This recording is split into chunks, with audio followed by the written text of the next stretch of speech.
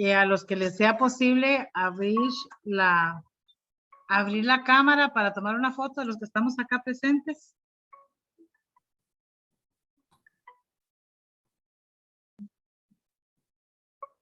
¿Aló? ¿Aló? ¿Aló?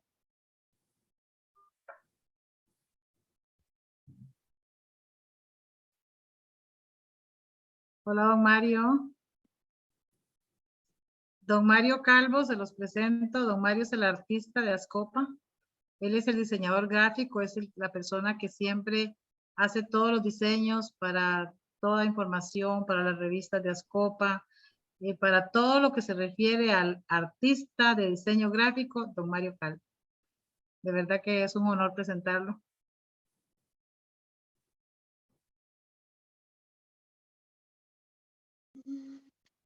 Está sin micrófono, don Mario. Gracias, doña Socorro. Sí, lo más importante, como le decía, es que soy un papá.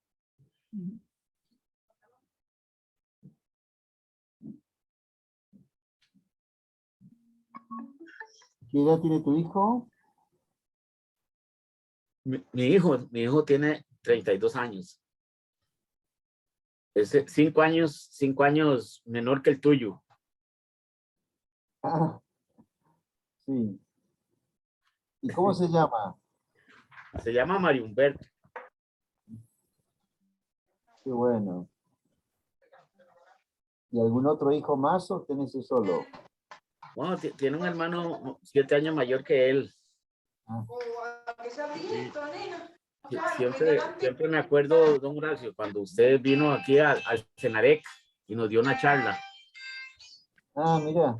Ajá. Sí, Senarec, sí, me acuerdo. Sí.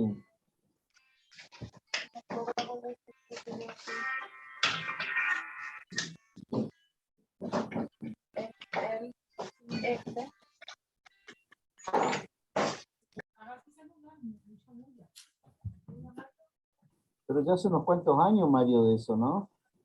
Pues sí, hace ya como unos, ¿qué serían? Como unos 8 años. Sí. Algo así, ¿verdad? Sí, claro, claro. Pasa el tiempo, ¿viste? Sí, pasa muy rápido. ¿Cómo no? Increíble. Bueno.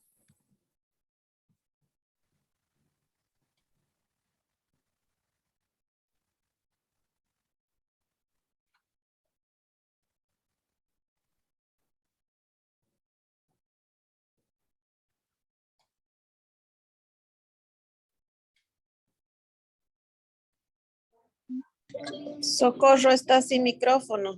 Ay, sí, perdón, no me di cuenta. Bueno, buenas tardes a todos, bienvenidos. Es un inmenso gusto poder estar con ustedes acá, poder compartir este espacio.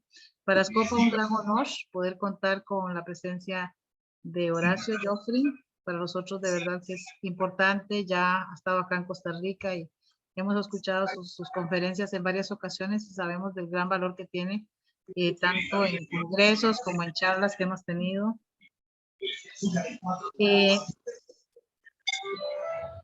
Si apagan los micrófonos, les agradeceríamos muchísimo. Buenas tardes, doña Socorro, de Nicoya. Ay, hola, ¿cómo estás, Cintia? Aquí Mucho estamos, gusto. doña Socorro, aquí estamos. Aquí está una de las Hola. mamás del grupo, Qué bueno, qué gusto. sí, de los que tenemos hijos pequeñitos. Correcto, 4 años tiene mi niña, Lucy. Perfecto, perfecto, qué bueno. Y bueno, ahí estamos. Ok. Entonces, bueno, que para Scopa, pues realmente es un gran honor tenerlos a todos acá. Como Muy amable. padres, Ana María Guevara soy yo. Buena tarde. gracias, Ana María. Sí, gracias, bienvenida. Sabiendo pues que los niños incluso pues son niños ahora, pero en un futuro van a ser los adultos.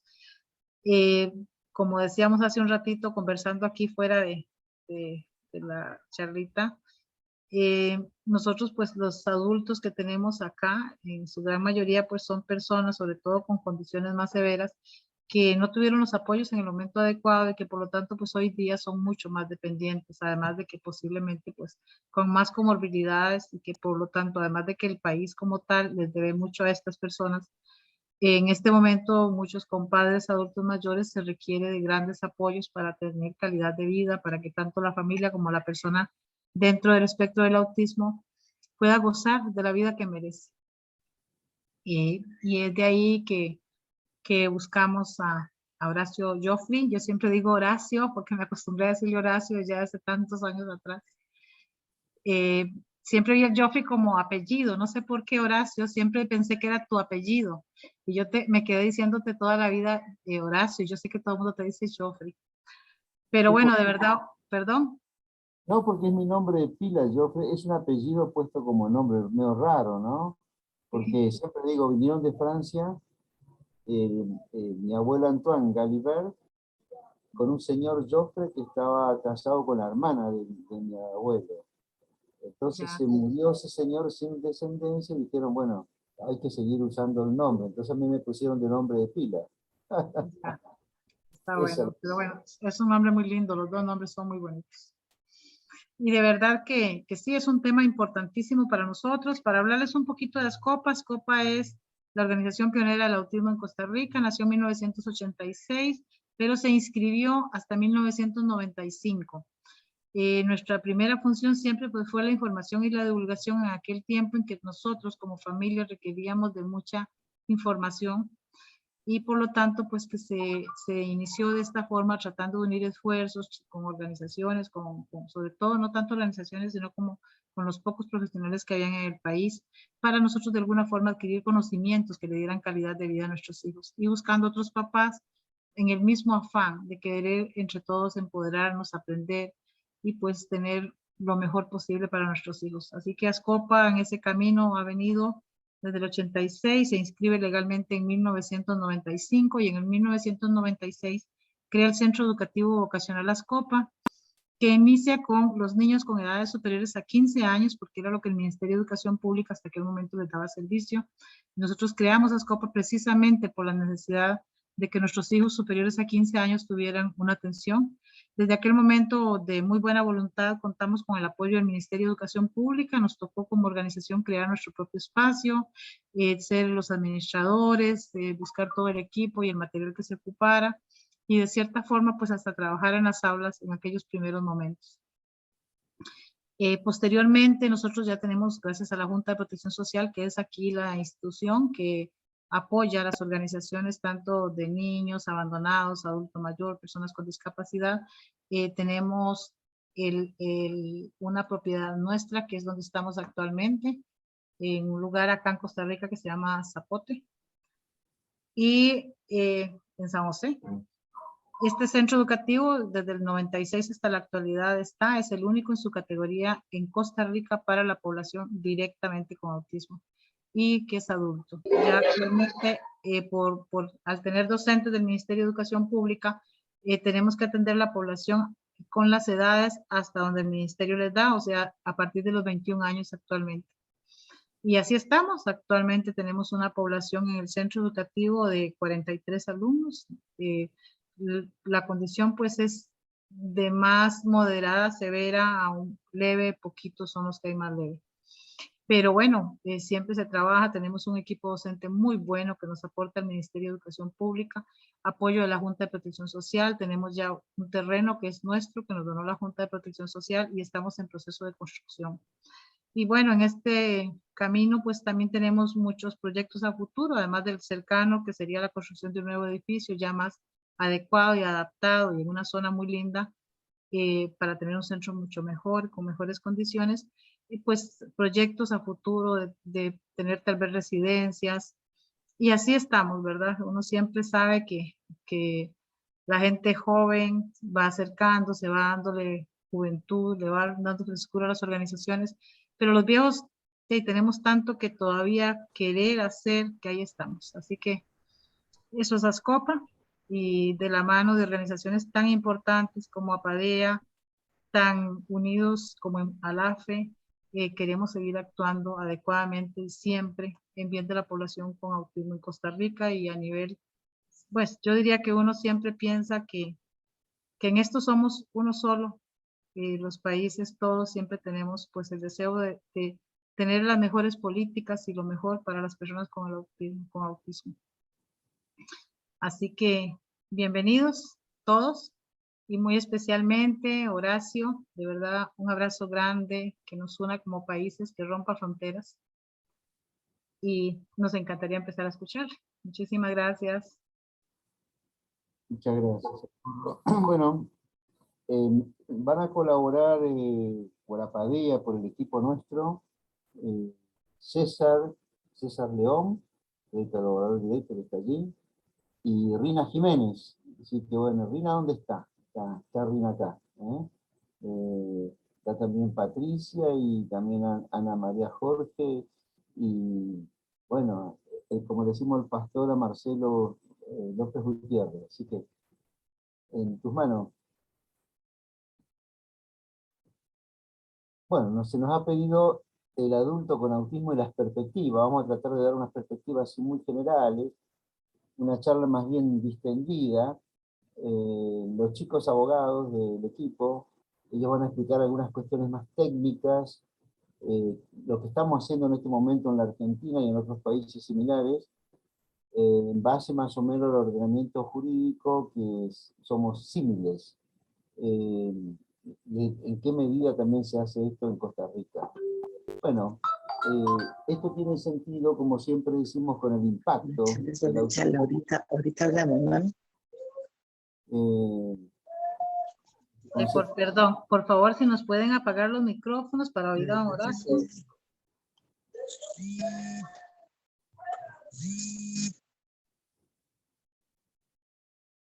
Decía que esto se está midiendo un poco, y ahora vamos a hablar muy rápidamente del burnout, que es un poco el estar quemado, el agotamiento que lleva desde el impacto, que a veces son 40, 50, 60 años en que nuestra vida transcurre, desde el impacto hasta la medición del estrés crónico sostenido y sistemático, que ahora vamos a ver.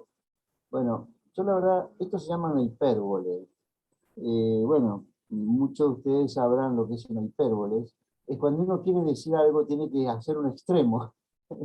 Jesús usaba las hipérboles cuando quería decir una verdad, entonces hacía resaltar una verdad. Es más fácil que un camello entre por el ojo de una aguja que un rico entre al reino de los cielos, decía, ¿no? Esa es una hipérbole. Entonces acá yo me acordé de esta imagen tan terrible para el planeta, para la humanidad, cuando fueron las torres de Estados Unidos. Entonces, bueno, observé y digo, esto en una hipérbole es lo que nos pasa a la mayoría de los papás. Primero se ataca una de las torres, se incendia y se va degradando, se va como hundiendo, se va desapareciendo. Al rato es la otra, y en un momento dado desaparecen las dos, ¿no? De semejante impacto, y no se reponen. Bueno, esto es más o menos un hipérbole, lo que en algunos casos, en otros no, pero yo quise hacer un poco exageradamente lo que nos pasa con el impacto cuando viene el diagnóstico, y este impacto lo iremos manejando, bueno, en la vida adulta también, en la vejez, y todo lo que vamos a ver ahora muy rápidamente y de manera un poquito más tranquila y desordenada, pero digo, distendida. Adelante, por favor. Entonces, ¿qué es el autismo para los padres? Este impacto desde el inicio. Yo me acuerdo que habíamos comentado con algunos papás en aquel momento que nos estábamos conociendo y no sabíamos bien lo que nos pasaba.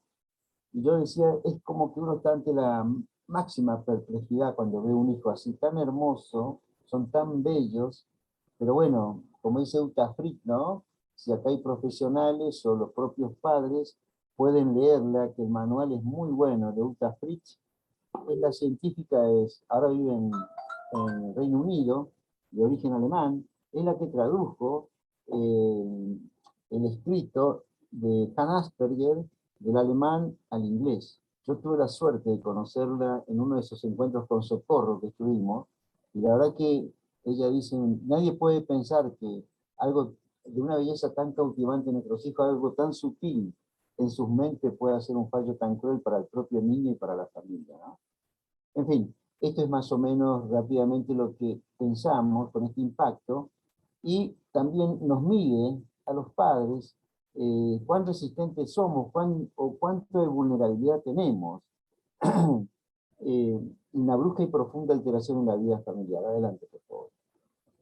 Pero también el autismo, y más a los profesionales, muchos se enganchan por esa fascinación que ejerce, la belleza que tiene, la historia del autismo, lo ignoto que es, y tantos enigmas y misterios que tiene. Y yo creo que a cualquier investigador esto es lo que más le llama la atención. Los padres somos los primeros sorprendidos, y a veces para bien, a veces para mal, a veces con mucha bronca. Adelante, por favor. Esto es algo que tenemos hace ya muchos años, que lo fuimos así, Socorro lo conoce, más o menos de 10 años en 10 años, como diría Serrat, de 2 en 2, fuimos armando qué pasa en cada década, ¿no? Desde el artículo de 1943, Alteraciones autistas del contacto afectivo, del profesor y el doctor que bueno, nos puso en el planeta, en el mundo, la primera descripción del tema del autismo en nuestros hijos. Y al año siguiente, Hans Asperger, desde Europa, hablaba de la psicopatía autista en la infancia.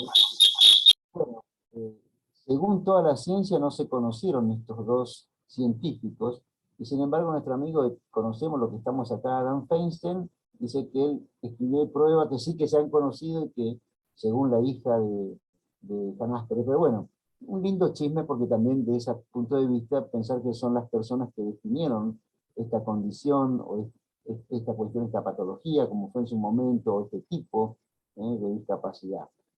Pero a nosotros pertenecemos un poco más por la generación, tanto Socorro, que estamos acá, Mario ya está zafando un poquito de esto, pero nosotros todavía era la plenitud de las teorías dominantes de aquella época, y que el efecto no se sabía si los causantes, mejor dicho, perdón, el autismo de nuestros hijos éramos los propios padres, ¿no? La hipótesis parental psicogenética, esto fue muy estudiado, y en nosotros en la Argentina, con el tema del psicoanálisis, bueno, hubo toda una postulación ahí, un posicionamiento, y Apadea se encargó justamente de cortar eso, y hemos hecho la ruptura con esa cuestión.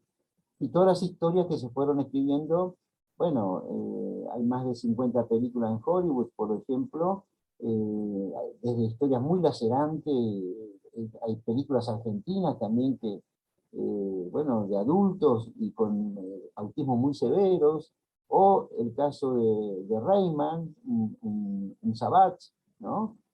Según su mamá, que es madrina de Padea, Ruth Sullivan, que se acaba de morir el año antepasado, y todo este tipo de cosas, bueno, pero siempre, de alguna manera, en la historia que van o que viene en estas décadas, hasta no hace mucho, era muy culpógeno, y los padres como chivos expiatorios, y realmente, por lo menos en Argentina, que fue muy fuerte la corriente psicoanalítica, la culpabilidad, hasta el día de hoy no está saldada. Es una deuda que se tiene con los padres.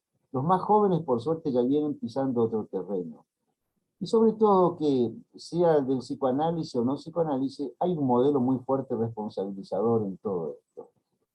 De 1945 al 55, la posguerra, bueno, un poco por su etiología, como decimos acá, y el origen y génesis, en los padres, que provoca un retraimiento, no se quería hablar de esto. Porque bueno, en esta época se crea Naciones Unidas, por ejemplo, y hubo un avance, una movida muy grande mundial por lo que ha producido los conflictos bélicos. Entonces empezaron los grupos de padres y de personas con discapacidad con secuelas a hacer movimientos asociativos en discapacidad. Bueno, ya existía el movimiento de vida independiente de los años 50, por ejemplo, un poco antes, y esto también dio origen a eso. La década que le siguió, ahí aparecen un poco nuestros próceres, digamos, en el autismo, y nuestras leyendas, que vamos a ver el caso de Ruth, el caso de Lorna Wynne, el caso del Dr. Rimbrand, que tuvimos la suerte de conocer a todos y poder conversar con ellos. Bueno, ya están todos muertos, pero esa fue la década importante, el doble carácter que se pusieron ellos como progenitores y como científicos. Y esto me decía Lorna Wynne, porque, bueno, acá decimos, ¿no?, las nuevas hipótesis de tratamiento que fueron evolucionando con la familia. Yo le preguntaba a Lorna cómo había hecho para describir la teología, que hasta el día de hoy no ha tenido prácticamente, nadie la ha superado, la teología elaborada por Lorna, y ella, además de científica, era mamá de Susan, ¿no? Y qué lindo lo que me dijo, que en gran medida era porque era mamá. Entonces, yo les quiero transmitir esto a las mamás. Ustedes son muy importantes, ¿sí? Y son los que tienen que poner en vereda a los profesionales, a los científicos y a la ciencia. Son los padres, son las mamás. Las mamás se lo cargan todo. Entonces, de alguna manera, también nos contaba Temple Grandin, la última, bueno, algunas veces que cenó con nosotros en Buenos Aires. Lo que le costó, bueno, y además no solamente que nos contó, está en la película, vean Temple Grandin, y van a ver cuando la mamá se enfrenta con el médico que la quería mandar a un psiquiátrico, a una internación, a Temple. Miren, queridos colegas, queridos amigos, queridos papás o profesionales que estamos hablando ahora, esto lo sé por Temple, ¿no? Miren lo que se vio y se perdió la humanidad. Una tesis doctoral única en la historia de la civilización. Nadie había hecho una tesis doctoral sobre el comportamiento animal. Es decir, Temple trata de mostrar un poco lo que pensaría una vaca, ¿no? Digo así en un sentido también hiperbólico, ¿eh? Pero realmente lo que aportó esa mujer, por Dios. Y es porque la mamá lo enfrentó al médico, el médico le dijo, usted no sabe nada, ¿cómo que no va a saber nada? Entonces resulta que ella era doctora, entonces también soy doctora de Harvard. Vean la película y se van a sorprender realmente, o sea que no. Y eso es lo bueno, adelante, por favor. Por eso, estas charlas entre papás tenemos que darnos ánimo y lo nuestro realmente es... Adelante, por favor, César. 1962, bueno, es epicéntrico, digamos, en un antes y un después, con la NAS, ¿sí? National Society for Autism Children. Esto es justamente lo que fundó Lorna Wynne, esta mamá en el Reino Unido, y en Estados Unidos, era un mes de diferencia nomás creo entre una y otra. Primero fue Lorna, y después lanzó Ruth Sullivan y Rimbrand, dos papás, Rimbrand también. Rimbrand es la que hizo el diagnóstico, ahora me acuerdo, que hizo el diagnóstico a Temple Grandin. Miren qué interesante estas cosas, ¿no? Bueno, la otra década, ya estamos en los 70, organizaciones lideradas por padres, y acá es importante porque la mayoría eran adultos, ¿sí? Crean servicios de institucionalización con avances tecnológicos. Y acá los padres y los profesionales y los científicos se dan cuenta que tenemos que asociarnos. Si no nos asociamos los padres, y más los adultos, que se supone que teníamos que aportar la sabiduría a todo esto, o sea que yo espero estar a la altura de estos papás que escuchan, esta sabiduría que uno lo tiene por experiencia, ¿no? Hay que recibir ser inteligente, tenemos que pensar en nuestro hijo. Y los profesionales tienen que pensar, en algunos lados le dicen paciente, en Estados Unidos serán los clientes. Bueno, es la única manera. La próxima década, bueno, los nombres, como digo, de Lorna Wynne en Reino Unido, Bernard Rimbrand en Estados Unidos, Ruth Sullivan. Ruth corrigió y participó de la película y prestó a su hijo Joseph, personificado por Dustin Hoffman. Pero todo esto es importante porque esas son las cosas que nos ayudaron a visibilizar y ha ayudado un montón a entender la cuestión y también la cuestión de los adultos, porque Joseph ya era adulto, y ahí empieza también una movida de todos los adultos con autismo, que hoy un poco lo que queremos es hablar de eso. Adelante, por favor.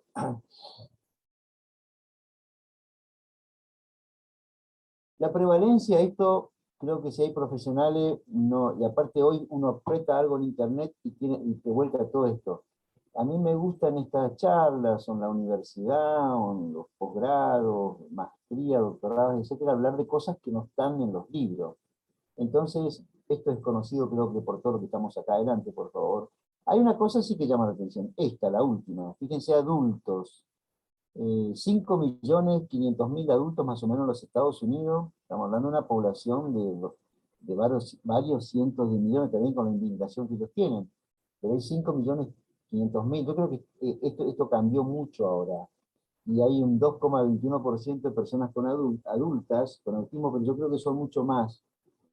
Hoy están medidas de otras prevalencias y se habla de un 5%, un 10% en algunos casos. Si tomamos, por ejemplo, otra de las mediciones que hay, bueno, esto es Latinoamérica, de que tienen habla y los que no hablan.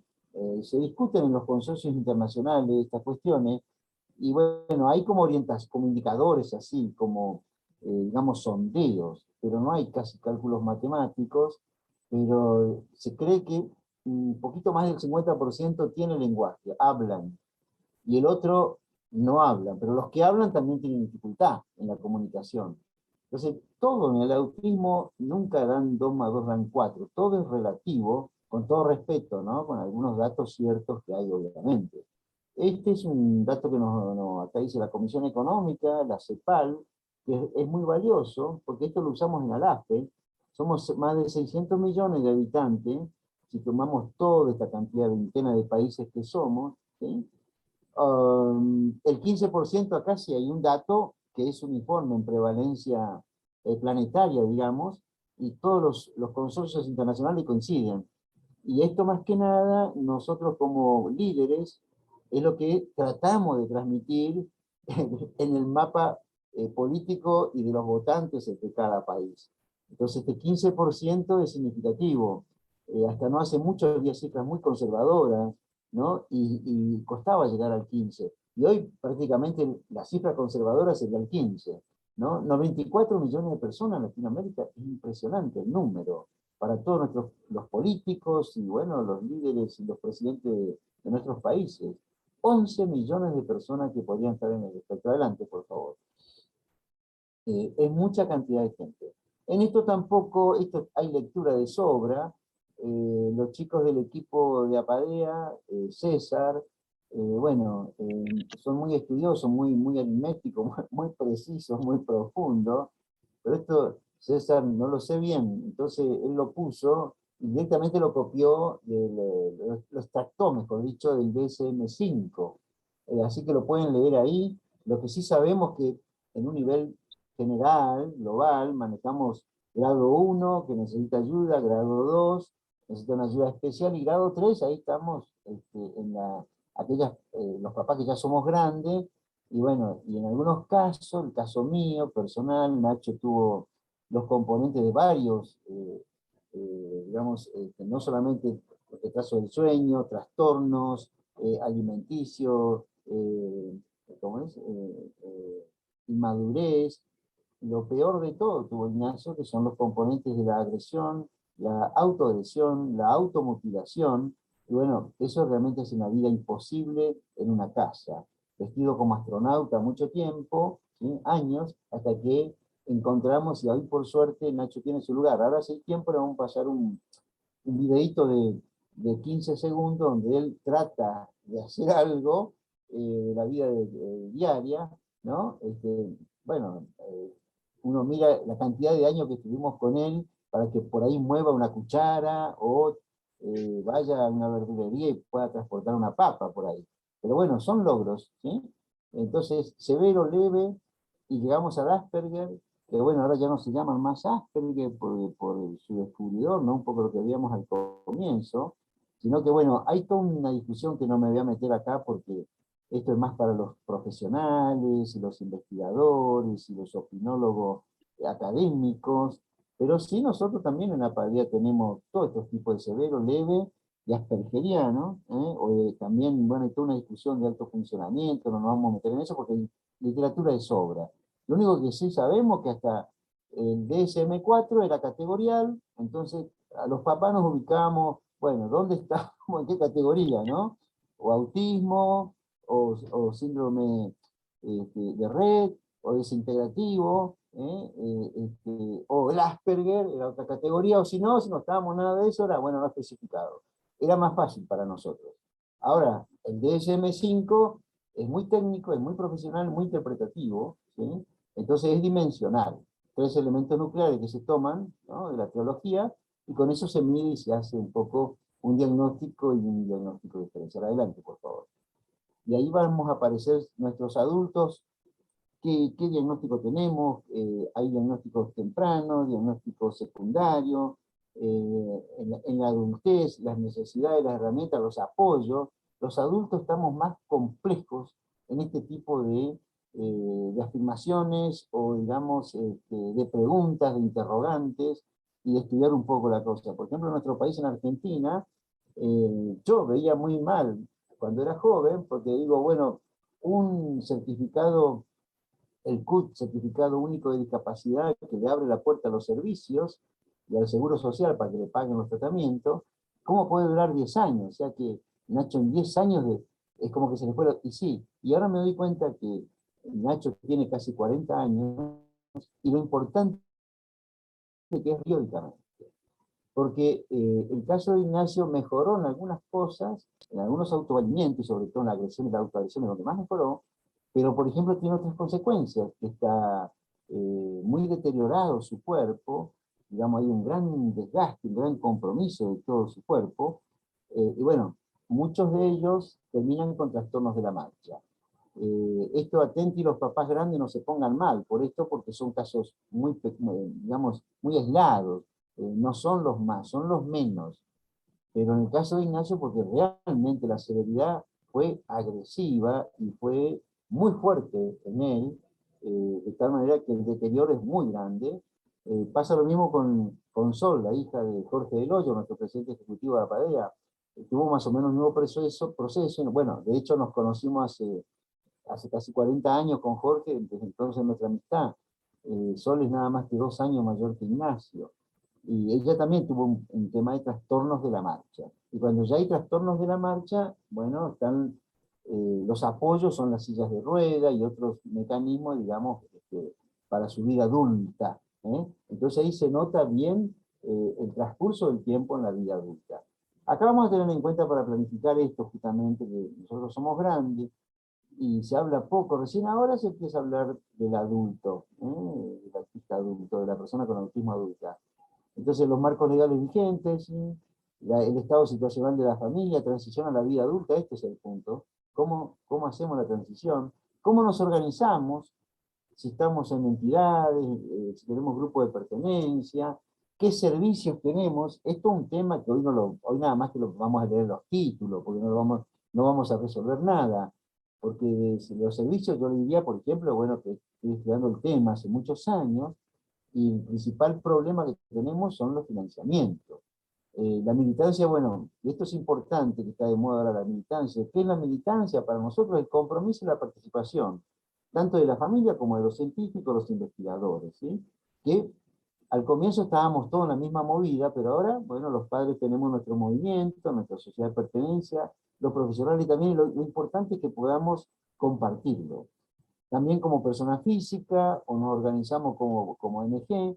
Naciones Unidas se ha expresado muy bien en toda la discapacidad en general, no solo con la convención, sino también que nos enseña con un instrumento jurídico como es la observación 7, ¿no? Y nos dice cómo podríamos organizarnos y participar en los estamentos de cada gobierno de cada uno de nuestros países. Esa observación dice, bueno, hay entidades o hay asociaciones, o organizaciones, mejor dicho, para personas, de personas con discapacidad o para personas con discapacidad, y hace una distinción, ¿no? Hace un mapa de organizaciones y cuáles tienen prevalencia, digamos, para tener voz y voto en algunos estamentos del Estado. Adelante, por favor.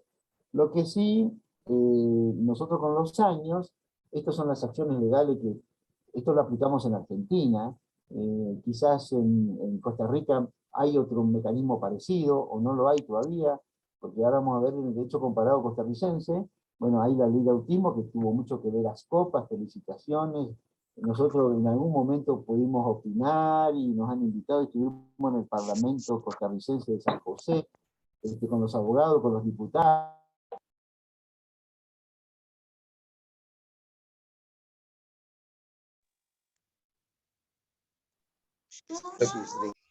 Se silenció su micrófono, doctor. ¿Ahí se recuperó? Ahí se escucha, sí, perfecto. Bueno, gracias. Primero el diagnóstico del equipo técnico interdisciplinario profesional. Se tramita al CUT, que es el Servicio Único ante el Estado, ¿sí? Que expende, dice que una persona tiene una discapacidad. Eso habilita inmediatamente a todos los servicios, ¿sí? Y con la ley que tenemos en Argentina, lo más importante es, determinada que sea una discapacidad, y alguien tiene que pagar el 100%. $1.000.000 por segundo, no importa, $1.000.000 por segundo alguien tendrá que pagar el seguro social, la obra social, el que sea.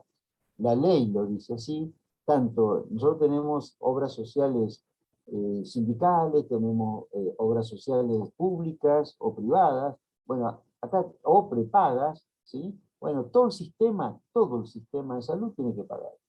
Se indican los tratamientos, la utilización de la cobertura. Entonces, una vez que tenemos estos 4 elementos, vamos al financiador, digamos, a quien nos tiene que pagar. Y si no nos paga, bueno, se manda una carta de documento, fracasamos con la carta de documento, y ahí queda expedita esa instancia, o sea, terminó. Ahora hay que ir a lo judicial. Entonces, conforme a esta ley que nosotros le llamamos la ley de bolsillo, o sea, la ley que habíamos pensado los papás ya en los años 90, que ya veníamos a los 80, que bueno, que se le compense a la persona con discapacidad lo que no se le da, de alguna manera, se le dé con dinero, y que la familia se va a arreglar con ese dinero. Entonces, lo único que piden acá, las medidas serían, la figura legal es un recurso de amparo, que es rápido, un juicio rápido, se va a los estados judiciales. La medida cautelar significa que no hay que esperar el juicio, sino que logramos una medida cautelar cuando el juez la dicta inmediatamente y dice, usted primero pague, le dice al Seguro Social, y después veremos en qué termina el juicio. Pero primero pague, ¿no? Esto es más o menos. Y esto se demuestra simplemente con 2 cosas que tenemos que acreditar los padres, o los tutores: verosimilitud del derecho y peligro en la demora. Es decir, que si hay demora y se puede morir la persona o le está afectando en su deterioro por su discapacidad, bueno, eso es grave, si no va a ser de penal. Adelante, por favor.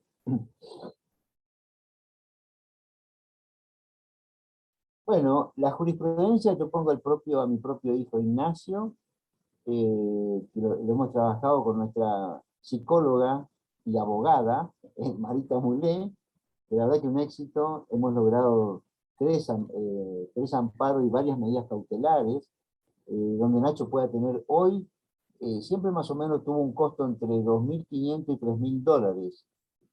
Hoy, como está tan devaluada nuestro dinero, creo que los 320.000 pesos que pagamos vendría a ser un poco $1.500, $1.700, en que sale el costo que tiene Ignacio de vivir en un respiro, lo que sería un hogar con respiro. Después, en todo caso, vamos a ver las distintas figuras. Y esto le comprende todos los servicios: terapia, control de conductas, heteroagresiones, todo lo que, bueno, se mejoró, Nacho, en todo esto. Hay horarios extensivos, además de las 8 horas y 2 horas más. Está completo los sábados y domingos, jornada completa, para que nosotros tengamos respiro realmente. Transporte, todo cubre el Seguro Social, la obra social, ¿sí? Hasta lo oftalmológico, todo lo que Ignacio necesita. Y después en la Argentina, la verdad que estamos felices, porque bueno, nosotros tenemos 24 distritos, y por nuestro sistema federal, la ley nacional 24.901, que es la que yo les explicaba antes, que es la que tiene que pagar todo lo que la persona necesite, nosotros, al tener autonomías provinciales, es decir, la provincia tiene que votar una ley para que admita la ley nacional, que se llama el proceso de adherir a una ley nacional. Algunas provincias se pasaron de piola, como decimos acá en Argentina, entonces no adhieren y por lo tanto se evitan todo esto que yo les estaba explicando, y se arreglan con sus leyes provinciales. Bueno, algo así parecido a esto que estoy explicando pasaba con la provincia de Buenos Aires. Y ahí teníamos una asociación de padres, Azul, hizo un juicio contra IOMA, que es la más grande obra social de la provincia de Buenos Aires, ¿sí? En un amparo por el asistente personal, que es una figura que se viene manejando hace muchos años, desde la 24.901 y antes también. Entonces, no es lo mismo un asistente personal que un cuidador domiciliario, ¿no? O que un terapeuta, que un acompañante. Son 3, 4 figuras parecidas, muy parecidas, pero son distintas, digamos, en cada uno de sus roles. Bueno, este juicio ganado abre las puertas, digamos, que es lo que hace mucho no estaba bien claro y nos cuesta mucho tener un asistente personal. Por ejemplo, Ignacio, mi hijo, por el tipo de discapacidad que tiene tan severa, necesita, de hecho lo tiene, un asistente personal y una enfermería, o sea, un enfermero, una enfermera, las 24 horas. Adelante, por favor. Bien, esto está en los libros de Apadea, que Socorro lo conoce bien, lo hemos dejado ejemplares ahí en Ascopa.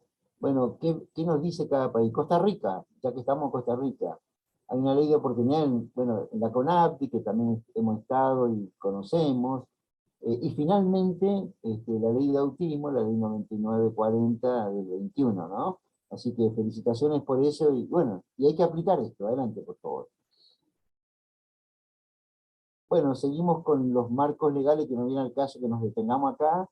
Acá hay cada país que nosotros estudiamos, lo chequeamos, lo comparamos, ¿sí? Por lo menos no en todo, pero sí en algunos aspectos que nos interesa con Argentina y el resto. La verdad que en Argentina estamos, en cuanto a leyes, sobran leyes y estamos bien posicionados. Adelante, por favor. Los ciclos de vida, y entrándonos un poquito más a la adultez, ¿sí? Adelante, por favor, César.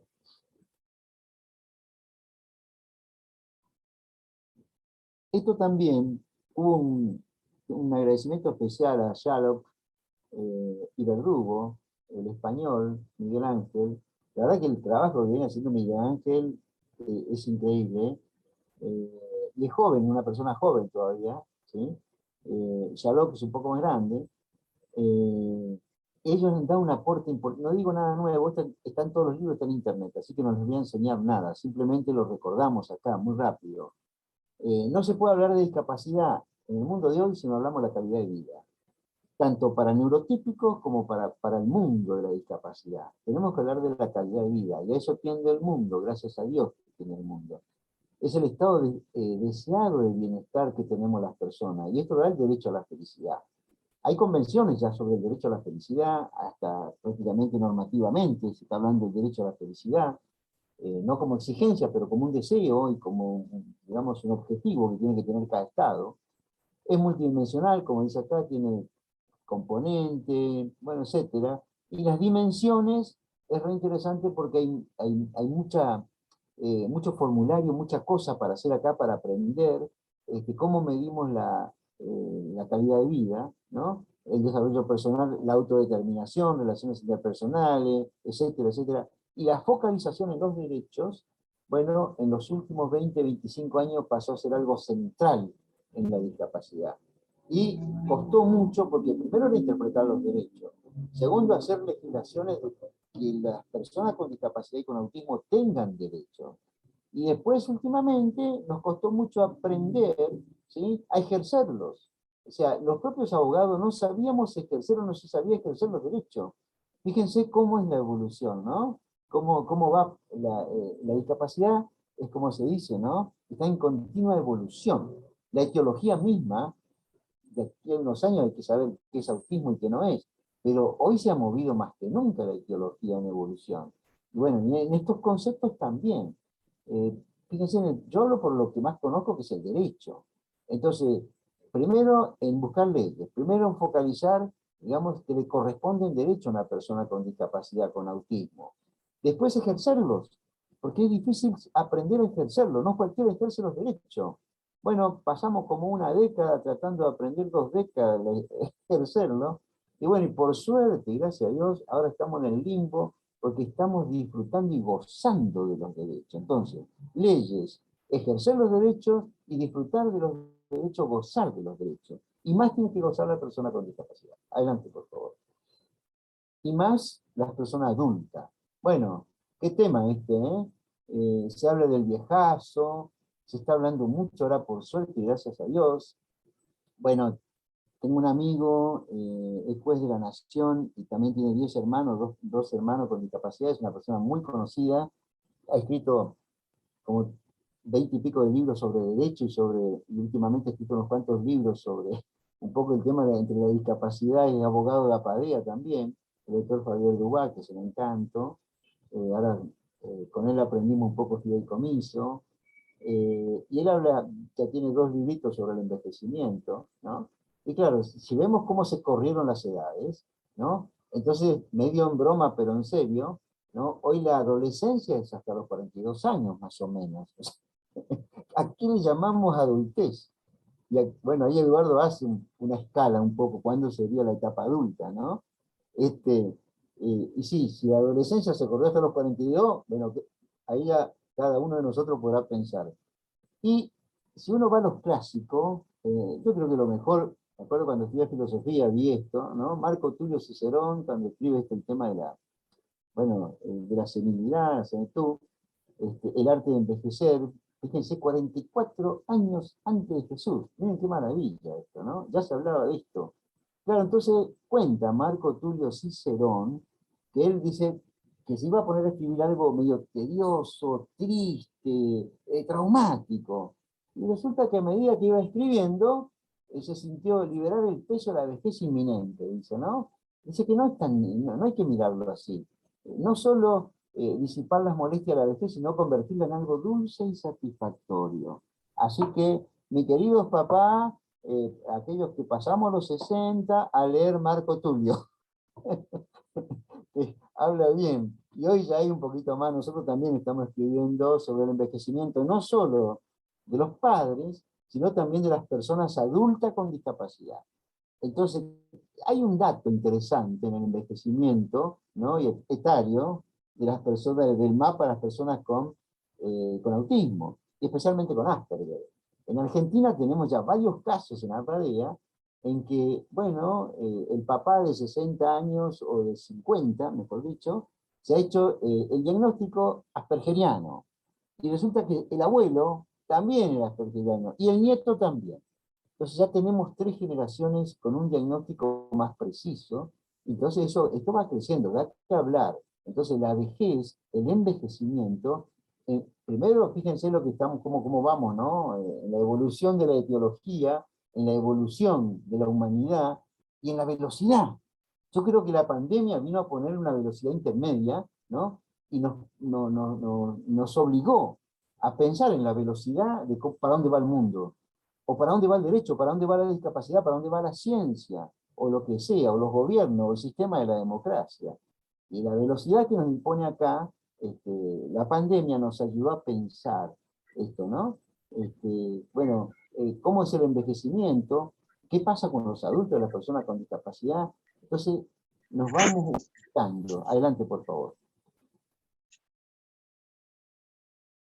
Bueno, el envejecimiento, perspectiva del futuro de las personas adultas.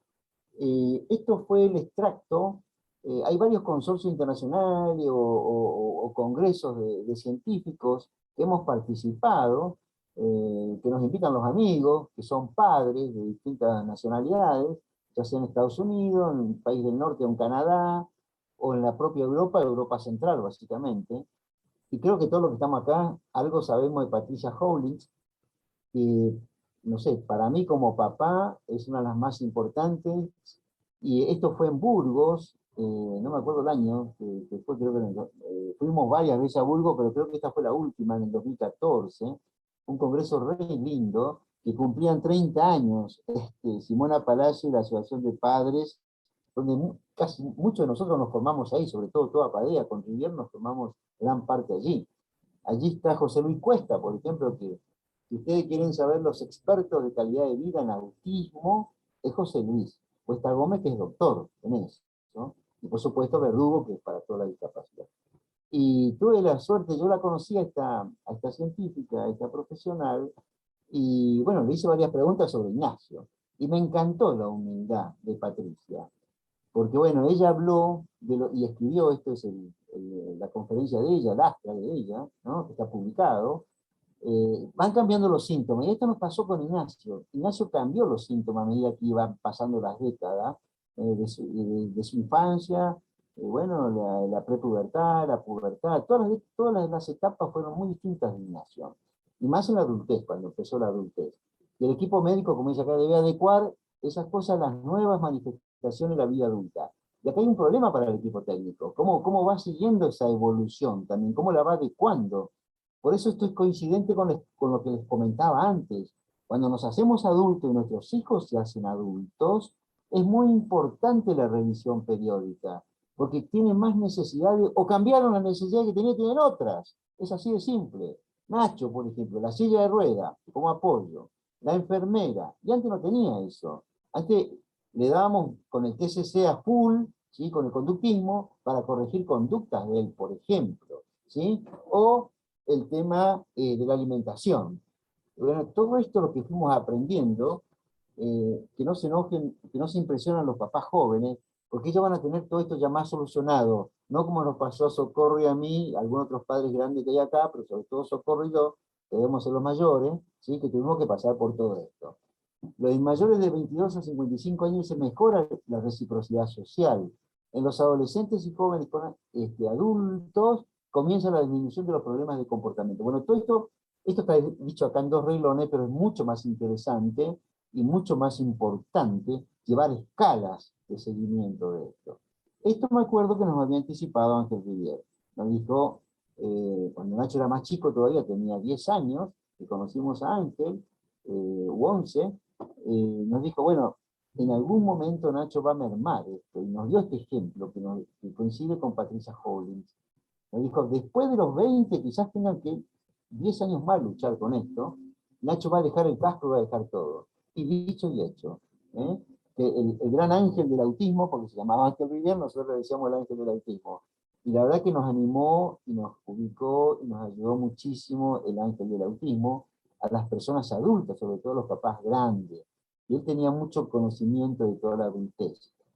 Bueno, el envejecimiento de aspectos cognitivos, también todos conocemos a Mercedes Belinchón, habla muy bien inglés, ha hecho la traducción de algunos libros, en el caso de nuestro amigo Adam Painton, justamente Mercedes le hizo la traducción, la conocemos, es un encanto, dio también una conferencia magistral maravillosa en Burgos, en este mismo consorcio internacional.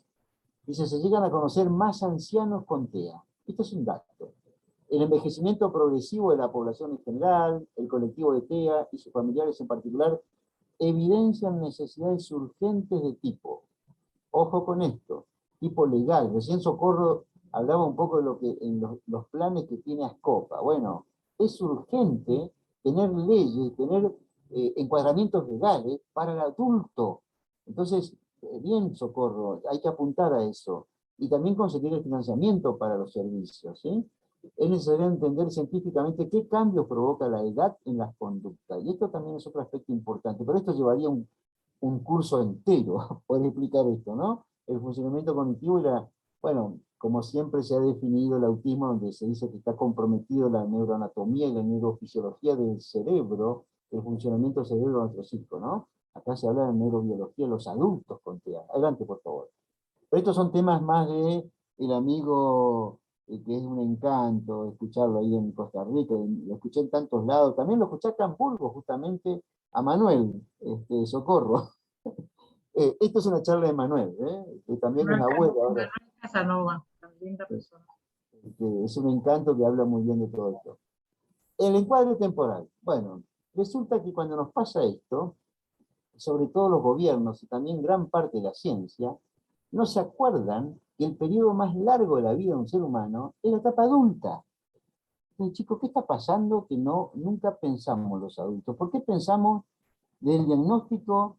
El autismo, bueno, es un término para decidir o para definir aspectos neurológicos, neurobiológicos, que afectan los 3 elementos nucleares, la interacción social, ¿no? La comunicación verbal y no verbal, y todos los patrones de comportamiento, la imaginación, etcétera, etcétera.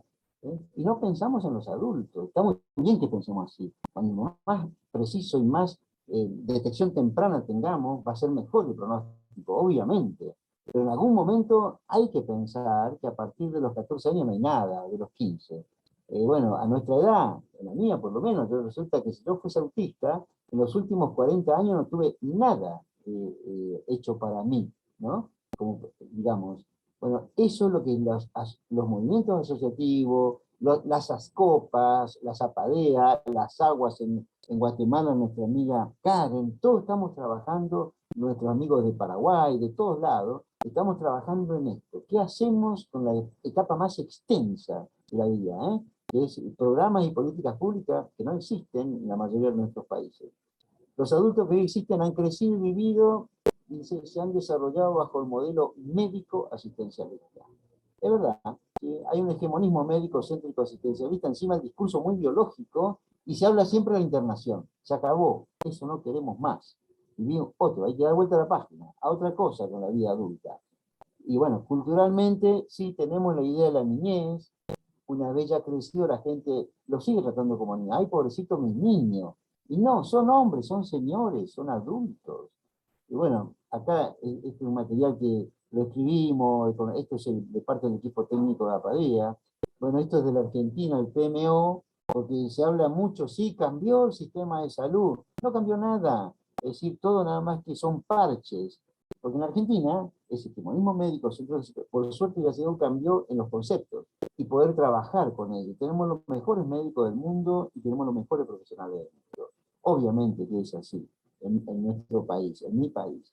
Pero, por ejemplo, el PMO, Programa Médico Obligatorio. Esto tendría que cambiarse un poco y ver en un verdadero sistema de salud. Adelante, por favor.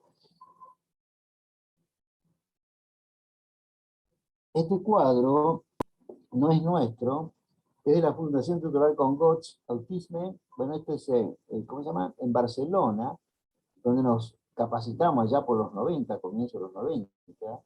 Y este cuadro hay que adaptarlo a Cascopa. Bueno, sería bueno, nosotros lo adaptamos en Apadía un poco, que acá no está la adaptación. Este es el original, ¿sí?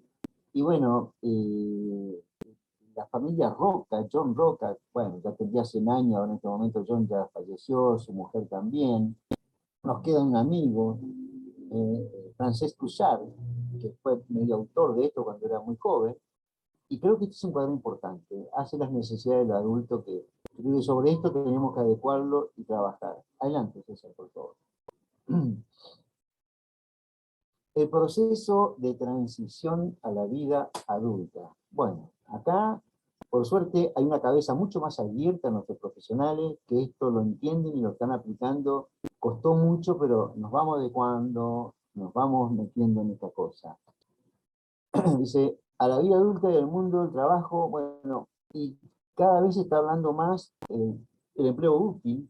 Bueno, Socorro me invitó como 2 veces o 3 a hablar del programa de la Padilla de Empleabilidad, y la verdad que le agradezco porque atendieron muchísimo las personas que escucharon. No sé si fue buena o mala, pero tratamos de explicar lo que estamos haciendo en la Padilla. Pero también el empleo debe ser que se sienta útil, la persona digna, y con una remuneración. Y esto es lo que hace la autonomía personal, la autodeterminación, que también es céntrico, es epicéntrico, digamos, es un aspecto epicéntrico de la persona con discapacidad, de la persona con autismo, la autodeterminación. Y esto se está escribiendo mucho ahora, y estamos felices, estamos re felices, porque todas las leyes empiezan a hablar de la autodeterminación. Por supuesto, la Convención en Vida Independiente, el artículo 19, por ejemplo, y otros tantos, que se está tomando en todos estos conceptos que han cambiado un poco el aspecto del mundo, la persona con discapacidad y la persona con autismo. El modelo ecológico contextual, maravilloso. Adelante, por favor. Bueno, la Filmina del equipo nuestro para favorecer una adecuada transición. Bueno, esto es mucho también bibliografía de Shalom y Verdugo. Eso está al alcance de ustedes, así que no les voy a decir nada nuevo acá. No me detendría, programas educativos, el famoso plan de transición individualizado. Esto lo pueden copiar, las escalas, todos están allí. Se puede sacar y se puede copiar, y se pueden formar los profesionales y aplicarlo en las instituciones, en las asociaciones de padres con los adultos. opciones de empleo, la vivienda de participación. Los padres grandes, yo me doy cuenta en la Padilla, tenemos dos objetivos. Así como cuando éramos jóvenes, el objetivo era el diagnóstico precoz, ¿no? Y la precisión y el diagnóstico diferencial, o sea, lo más aritmético posible. Después la prepubertad, queríamos la educación, educación, educación, la inclusión, inclusión, inclusión. Y trabajábamos y nos peleábamos con todo el mundo, ¿sí? Para que se eduque. Y nos encantaba y nos fascinaba a los papás transmitirle a los maestros, a los docentes, que para una persona con TEA o en ese momento que era TGD, ¿sí? Trastorno generalizado del desarrollo, lo fascinante que resultaba el cómo enseñar. Era una enseñanza. Entonces, en eso sí, los profesionales fueron divinos, porque se engancharon en el cómo enseñar, ¿no? El cómo enseñar, que era un sistema, nada que ver con el sistema neurotípico convencional. Bueno, las opciones de empleo, la vivienda. Entonces, nosotros hoy nos interesan dos cosas: buscarle trabajo a nuestros hijos con todos los programas de empleabilidad y demás, empleo con apoyo, y buscarle vivienda.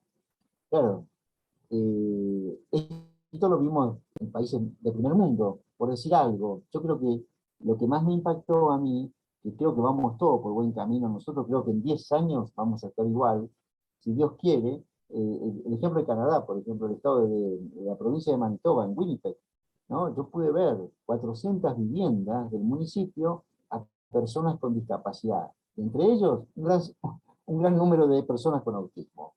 Podían vivir de a uno, vivir de a dos, vivir de a tres. Los que pueden manejar, manejan su coche, ¿sí? El propio Estado le da trabajo y tienen esta autodeterminación, esta emancipación, digamos, la vida autónoma, en los que pueden. Bueno, esto es maravilloso. El modelo de intervención, la calidad de vida, bueno, esto nos dice Simona, nuestra amiga, Simona Palacio, ¿sí? Que es la líder y, bueno, la presidenta de Autismo Burgo. Hoy nos permiten validar ese modelo de intervención que apuesta por calidad de vida de nuestros hijos, por la eficiencia y que abarca todas las etapas del ciclo vital, desde el diagnóstico, esto es lo que decía yo recién, y la atención temprana hasta la atención residencial de las personas con personas adultas, ¿no? Bueno, ella es una maravilla, Autismo Burgo. Yo pude vivir unos días allí, donde hay una residencia para jóvenes, una residencia para adultos, y la verdad que todo lo que uno ve ahí, y todo muy relajado, la verdad que es maravilloso. Es el modelo que tomamos nosotros ahí de Respiro, por ejemplo, que lo trajimos a Buenos Aires, donde vive Ignacio actualmente. Es, es, un, es un modelo que nos inspiramos, o prácticamente tratamos de copiar lo más parecido posible a Burgos, adaptado a la Argentina. Porque en Argentina tenemos modelos rígidos. Ahora vamos a ver hogar, pequeño hogar, residencia, son muy rígidos. Mientras que un modelo de Respiro que, bueno, ojalá Dios quiera la próxima vez que charlemos, Socorro, andemos por eso acá en Costa Rica, en estos modelos de calidad de vida y de la atención residencial, nosotros optamos por que nos da, digamos, más satisfacción, ese modelo de Respiro. Porque el Respiro es más suelto, más flexible, ¿sí? Por ahí los otros modelos que hay en Argentina son un poco con mucha planificación. La planificación generalmente es muy egoísta, ¿no? Es muy dura, se encaja ahí. Mientras que a veces, pese a que es caótica la situación de otros modelos, pero sin embargo es más flexible, o la intuición misma que tenemos las instituciones, es más flexible y más generosa a veces en poder abarcar y flexibilizar y ver lo que la persona necesita, y no tanta rigidez. No sé, eso es lo que nos está dando resultados. Todavía, yo lo digo de manera muy primaria, todo esto necesita adecuarlo con mejor terminología y más fundamentos, en fin, docentes, técnicos y didácticos, ¿no? Adelante, por favor.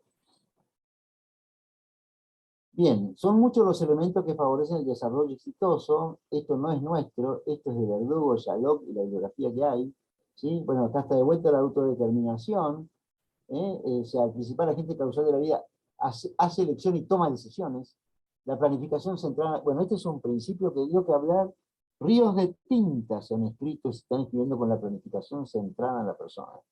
Ha sido otro de los epicentros, digamos, los institutos epicéntricos de la historia. Y quien no está en esto está en otro canal, o no está en el tema, o no está en el planeta. La planificación centrada en la persona. ¿Cómo quiere vivir la persona? Hacia la vida que desea. Y el empleo con apoyo, que ya hablamos, ¿no? El apoyo continuado. Esto lo experimentamos en la Padilla, y ahora vamos a escuchar, si nos da el tiempo, un chico que está en un empleo con apoyo, ¿sí? Y él cuenta ahí, digamos, y agradece al terapeuta que lo apoya durante las horas de trabajo. Adelante, por favor.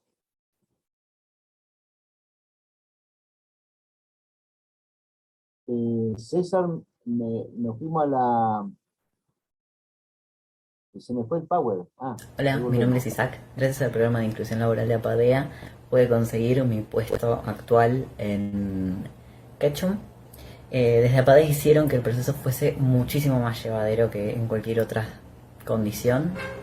Eh, por un lado, desde el primer momento, en la primera entrevista, todo fue muy claro. Se me explicó qué ofertas laborales había, cuándo me iban a llamar, y cumplieron, lo cual es súper importante. Ale, que fue Ale Andino, que me hizo las entrevistas, me acompañó incluso a la entrevista que tuvimos con la empresa, lo cual me dio muchísima tranquilidad porque si no me ponía muy nervioso. Y mismo en el momento de la entrevista me dio una devolución, me dijo muy bien, estuviste muy bien.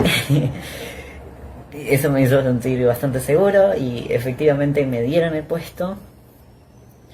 Y en el proceso de adaptación me acompañó Caro Castillo, que me dio un montón de tips en cuanto a mi forma de aprender y organizarme, por ejemplo poniéndome notas en los documentos de que iba en esa categoría o qué podía hacer para no olvidarme de las reuniones, por ejemplo usando el Google Calendar. Me ayudó también dándome consejos de economía, porque de repente un sueldo y hay que aprender a manejarlo también. La verdad que en todo momento, como ya dije, fue muy claro todo y cada proceso, cada paso fue explicado muy claramente y hasta el día de hoy puedo comunicarme con ellas en caso que tenga alguna duda que ellas puedan resolver. Y la verdad que estoy súper agradecido y recomendaría que si necesitan buscar un empleo que acudan a este programa.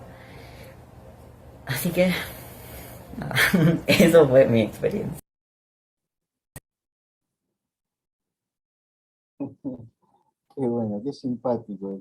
No me acuerdo cómo se llama el chico, pero bueno. Bueno, adelante, vamos a ir un poquito rápido. Bueno, espero que le haya agradado el testimonio, ¿no? Qué lindo. Esto lo pasamos, única cosa. ¿Por qué hacemos las ONG, las asociaciones de padres? Porque nos preocupa justamente cuando no estemos. Esa es la pregunta del millón. Venga, acá está en rojo. ¿Quién los va a querer? El problema de los papás es eso, ¿quién se va a hacer cargo? ¿Quién los va a querer? ¿No? Pero bueno, esa es otra charla. A ver, porque ahí creo que hay que hablar de adultos nada más. ¿Sí? Y esto, ¿quién los va a querer? Ahí los profesionales, la ciencia me dice que no se puede sustituir el amor de padre. Y ese es un problema para nosotros. ¿Cómo hacemos esa, no digo sustitución, pero cómo superamos con ayuda profesional esa insustituibilidad que tenemos de amor de padre, ¿no? Bueno, queda el tema planteado. Socorro, en todo caso, puede que estos profesionales nos den algún feedback. ¿Cómo se puede sustituir eso a medida que nos ponemos viejos? Adelante, por favor. Bueno, estas son imágenes cuando éramos más jóvenes. Ahí dice que Nacho nació el 3 de junio del 82, bueno, fue la guerra Malvina. Ahí está Alicia, ahí está con un tipo de casco que tenía Nacho. Ese casco era para paseo y demás. Tenía casco un poco más blando para dormir. Y tenía otros cascos, bueno, porque se rompían constantemente porque él no se los cuidaba. Esta fue una foto muy hermosa, que estamos en el caballo en lo que hoy, donde él vive hoy, en el Respiro, en General La Sena, en provincia de Buenos Aires, y ahí era chiquito y todavía, digamos, no tenía autoagresión. Ahí era chiquito. Él empezó con la autoagresión a los 9 años y no paró más. Y a los 11 fue el estado de colapso, digamos. Pero bueno, y hoy adulto, para traer la buena noticia, más allá de que conté que ha tenido un trastorno de la marcha y que acude al apoyo de la silla de ruedas, Nacho está bien. Está encantado, no usa más casco, no se autoagrede tanto, por ahí pega unos gritos, obviamente, cuando yo lo llamo, me escucha y pega un grito, nos entendemos. Y bueno, enhorabuena para los papás grandes, que logramos esto, lo que dijo Rivier, fue dejando la autoagresión. Hoy está estable y estamos felices. Eh, la madre, yo, los hermanos, sobre todo Augusto, que es el director del lugar, del Respiro, donde él ya vive hace 7 años. Adelante, por favor. Entonces, mucha esperanza para los papás, que se mejora en la vida adulta. Esta primera la paso siempre, ya Socorro la conoce. Acá creo que lo más importante cuando fundamos a Padea era esto, la incumbencia de padres versus la incumbencia de los profesionales. Y acá nos inspiró también el tema cuando conocimos a Temple Grandin, allá en los 90, ¿sí? En que nos habló, y tantos otros que nos hablaron, Lorna Wynn. Entonces, en la Argentina había tan el hegemonismo médico que el médico te decía, usted no sabe nada, papá, usted quédese ahí, deme el chico. Y no podías ni entrar, viste, al consultorio. Bueno, yo armé mucho quilombo, como decimos acá, como abogado, jovencito, de 24, 25 años, y no, eso yo no me lo iba a comer, eso había que cambiar. Y por suerte la cambiamos. Entonces, ¿por qué? A Padea lo primero que hicimos es poner nuestra verdadera incumbencia. Nuestra incumbencia es tan o más importante que la incumbencia profesional.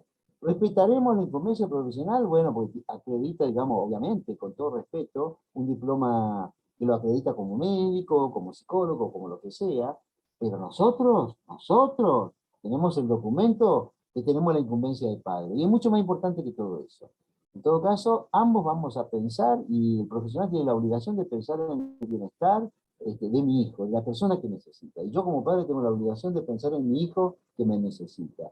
Por eso, la fórmula de éxito, y esto fuimos incluso reconocidos por Rivier y por otras personas, otros profesionales distinguidos, o Lorna Wynn, o Ruth Sullivan, padres y profesionales juntos por la inclusión de las personas. Esta es la fórmula. Tenemos que recibirlo inteligente y tenemos que trabajar desinteresadamente y amarnos.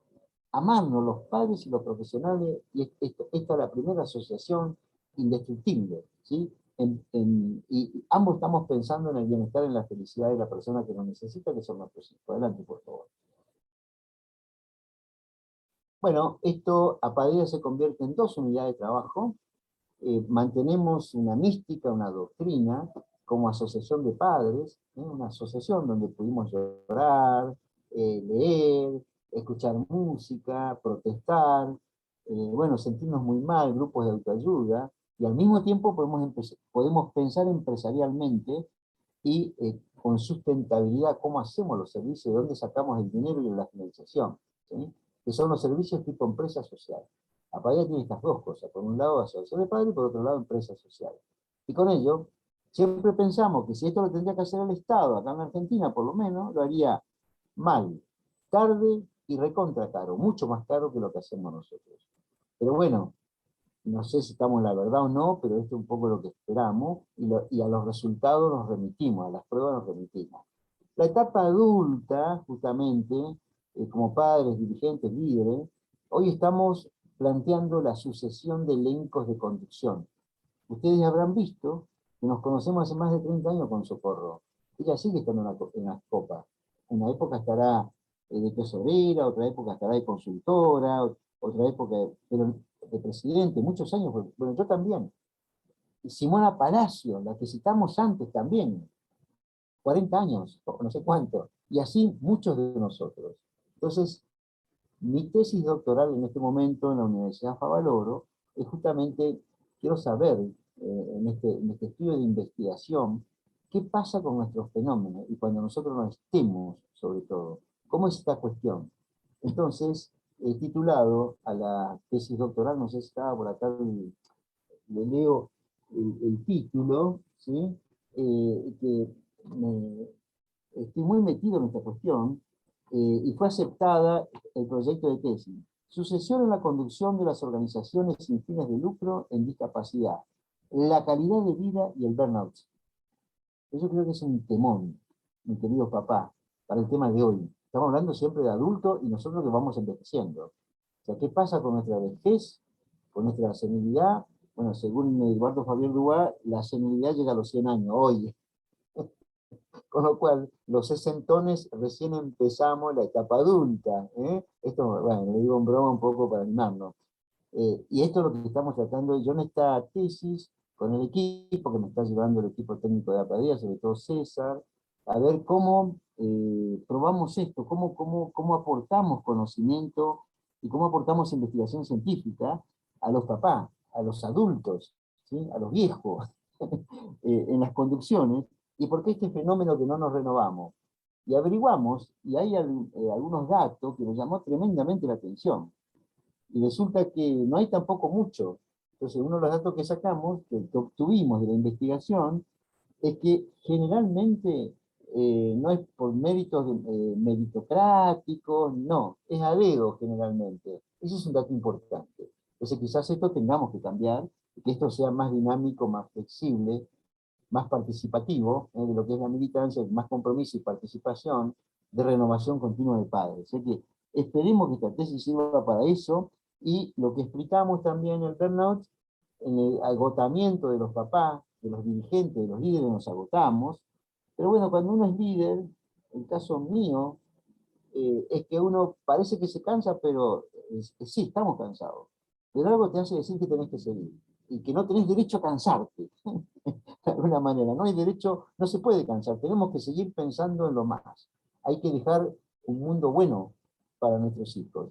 Pero claro, en la medida en que manejemos el estrés, y en la medida en que conozcamos ahora el burnout es estar quemado, ¿sí? Del estrés crónico, sostenido y sistemático que nosotros tenemos de por vida. Yo ya llevo casi 40 años en esta situación de burnout.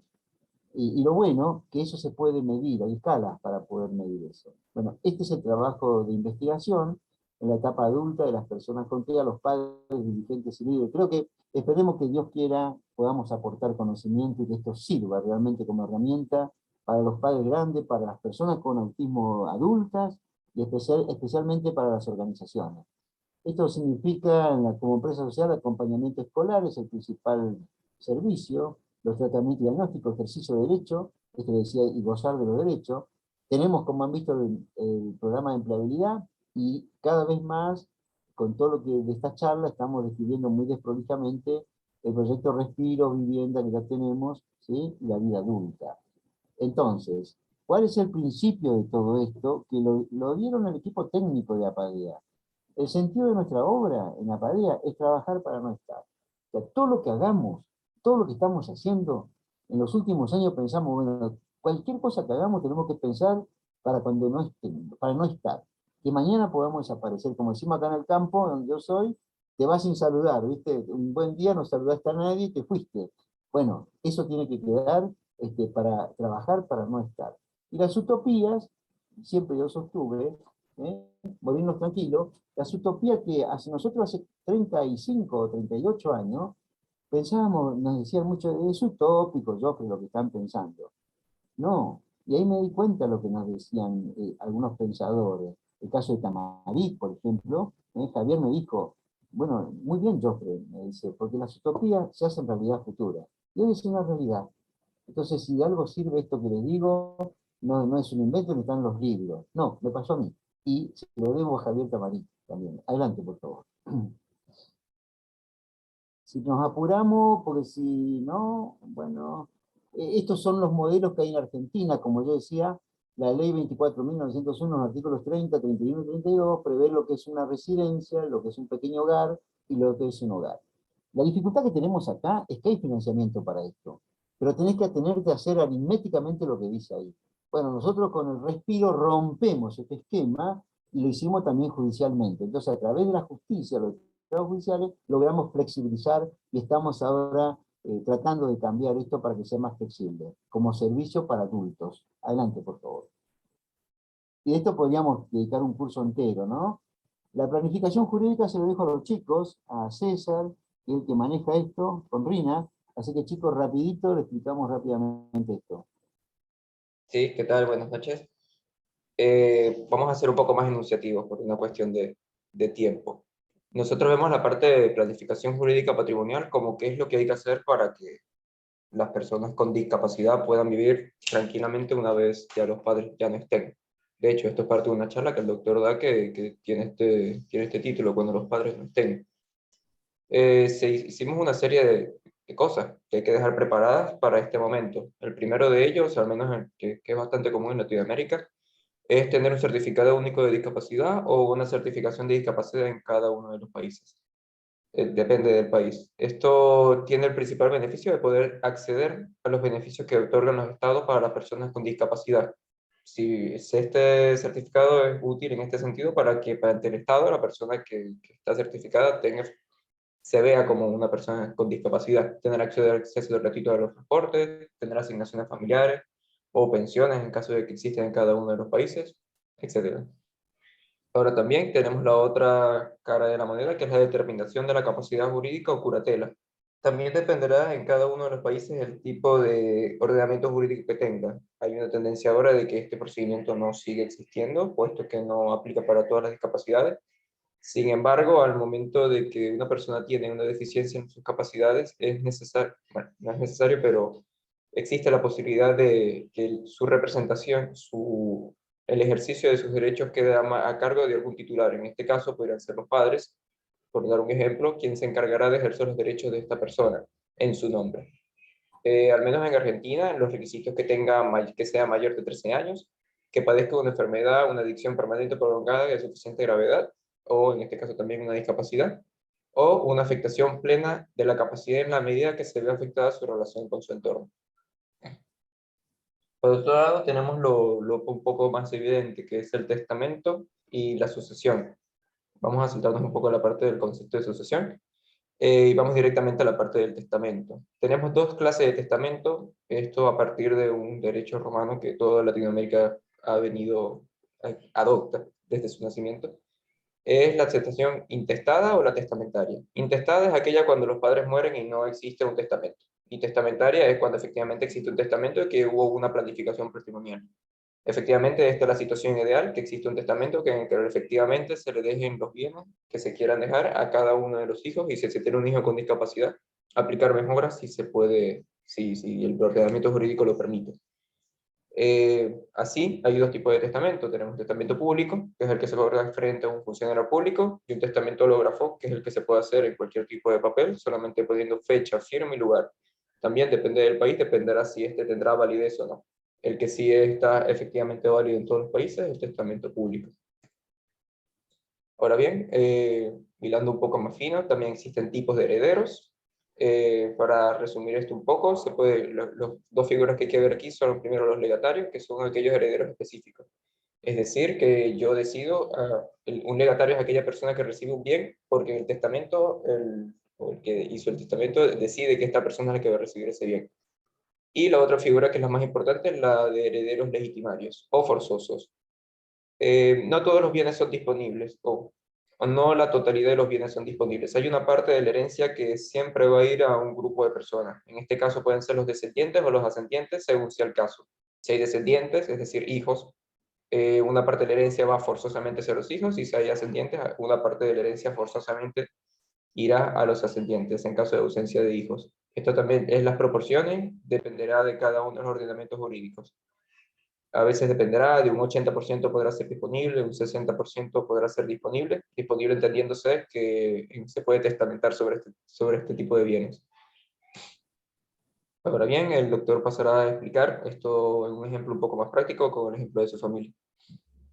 Sí, muy rápido. Esto ya lo hablamos con Socorro en alguna oportunidad. Yo creo que sería bueno hacer una reunión parlamentaria, Socorro, a ver cómo están nuestros ordenamientos. Esto es lo que logramos en la Argentina. A partir del 2015 logramos varias modificaciones en el Código Civil, súper buenas. Todo lo que es género y discapacidad, maravilloso. Nos retrasamos un poco, no adelantamos nada en todo lo que sean los marcos legales para la ONG, ahí no fue bueno. Fundaciones, asociaciones, cámaras, etc. Pero en esto es una maravilla lo que nos pasó. En la época de Alfonsín, nosotros, era el 80% de la herencia, digamos, de una persona, se llamaba la parte legítima, y el 20% el causante, podías, bueno, hacer legados, etc. Nosotros queríamos que ese 20% que tenía la libertad del causante vaya a la persona con discapacidad. No pudimos, tuvimos que esperar, no sé, 30 años, y por suerte hoy tenemos este Código Civil maravilloso, esta parte, maravilloso. Estamos felices los padres, porque teníamos que consultarle a los hijos si teníamos que dejarle algo a la persona con discapacidad. Y no solo a los hijos. Yo que tengo, no soy un hombre de fortuna, pero tengo 8, calculen 5, contando a Nacho, serían 5 varones, pero 4 están en pareja. Bueno, ¿cómo pesa la opinión de la pareja, queridos padres? Sean mujeres o sean varones, pesa mucho. Entonces uno estaba atado de pies y manos para hacer esta maniobra. ¿Qué nos dice el Código Civil? No hay ningún problema. Yo como causante, como papá de Ignacio, no consulto a nadie. Le avisé a los chicos por una cuestión de, bueno, simplemente para, como padre y como los quiero a todos, pero Nacho es el que necesita. Entonces, la ley me permite, si yo tengo 900.000 pesos de herencia, del acervo, supongamos, el total de mi herencia, yo lo puedo disponer de la siguiente manera. Hay una parte disponible que es 1/3, ¿sí? Eso puedo disponer para Ignacio, disponible. La parte legítima, entonces si saco 900 menos 300, que ya le di a Ignacio 1/3, me quedan 600, acuérdense que me quedan 7 todavía, hijos, más Ignacio todavía. Entonces, y la mejora, que es 1/3 de los 600.000, de lo que me quedó. A eso se le llama mejora, dice el Código Civil, ¿sí? Esto es opcional, el padre la ejerce si quiere. Yo la ejercí y no tengo que pedirle permiso a nadie. Antes no podía hacer esto. Entonces, de tal manera que ahora le saco 200.000 pesos más para Ignacio, y fíjense cómo se va achicando. De 900 ahora quedan nada más que 400. Y este resultado final, yo tengo 8 hijos, lo divido por 8. Quiere decir que a cada hijo le tocan 50.000. 40 y 8 es 5. ¿Sí? Pero le va a tocar a los 7 esos 50.000, pero más, y a Ignacio también le va a tocar esos 50.000, como un heredero más. Entonces fíjense lo que se lleva Ignacio. Tiene 550.000 pesos, 1/3 era disponible, la otra parte, los 200.000 que decíamos, más la mejora. ¿Sí? Y en total le queda el 61,1% de la herencia. Fíjense cómo cambió, y si se fija acá la torta, la parte roja de la torta, los demás son todas las hijuelas, para Ildefonso, Santiago, Augusto, Rocío, Cielo, Conrado, Chiara e Ignacio.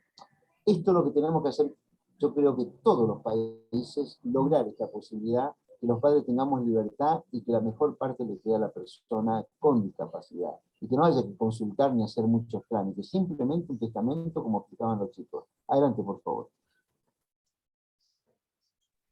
Esto es muy rápido, en todo caso le podemos mandar esto a Socorro. Esto es un tema tedioso, pero se lo hago fácil. Este contrato vino a solucionar muchas cosas, también lo pudimos incorporar al Código Civil.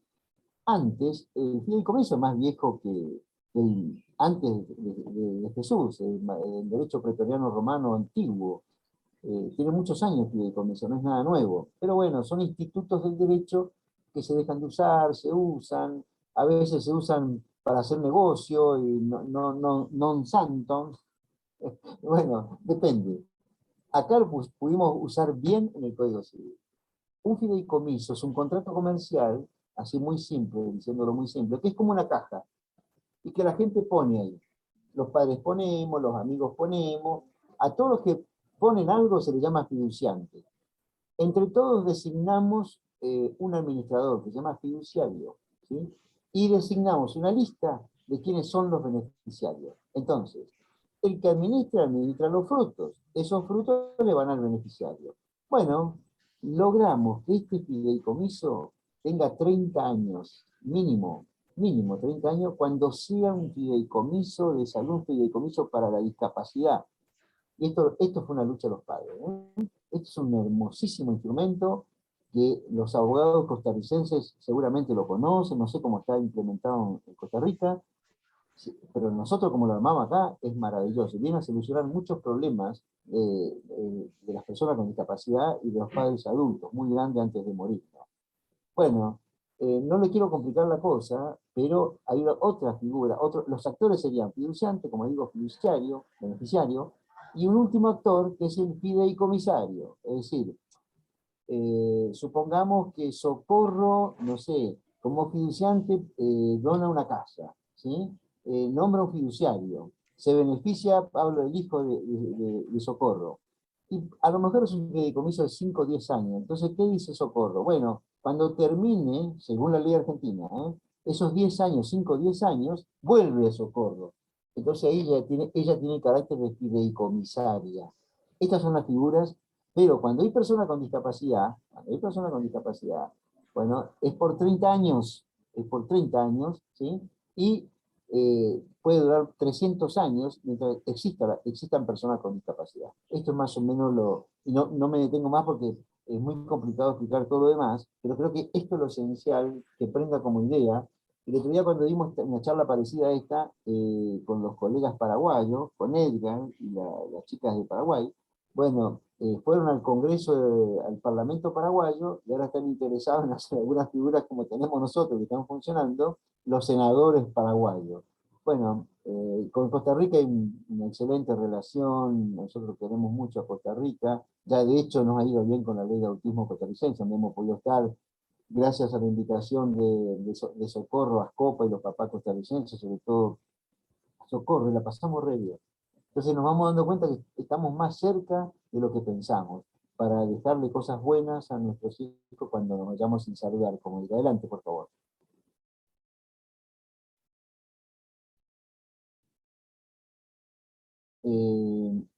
No sé si quiere explicar, Rina, esto rapidito.